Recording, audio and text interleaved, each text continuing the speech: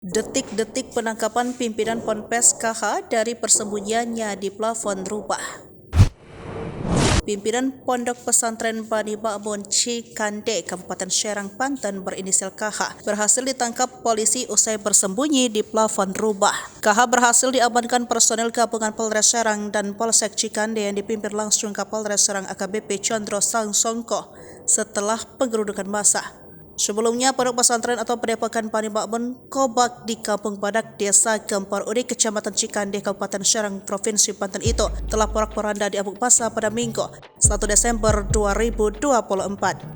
Tak hanya merusak seluruh gobong serta tempat pimpinan Ponpes, massa juga membakar 2 gazebo yang berdiri di antara gobong. Peristiwa penggerusakan Ponpes dan rumah KH ini diduga karena tindakan tak pantas terhadap santriwatinya. Dikutip dari Tribun News, Kapolres Serang AKBP Condro Sangsongko membenarkan terjadinya peristiwa penggerusakan bangunan Ponpes dan rumah KH oleh ratusan massa.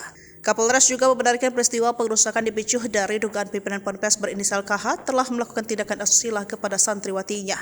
Kapolres mengatakan bahwa pimpinan Ponpes berinisial KH telah berhasil diamankan saat bersembunyi di atas plafon rumah warga tidak jauh dari lokasi Ponpes Bani Ma'mun Kobak. Kepala Desa Gembak Uding Arsyad membenarkan terkait adanya kejadian tersebut. Warga mengamuk lantaran salah seorang santriwati diduga terima perlakuan tak pantas dari seorang ustadz inisial KH yang merupakan pimpinan Ponpes. Arsyad mengungkapkan pimpinan Ponpes KH sendiri memang sangat tertutup, bahkan sama aparat desa setempat pun tidak kenal.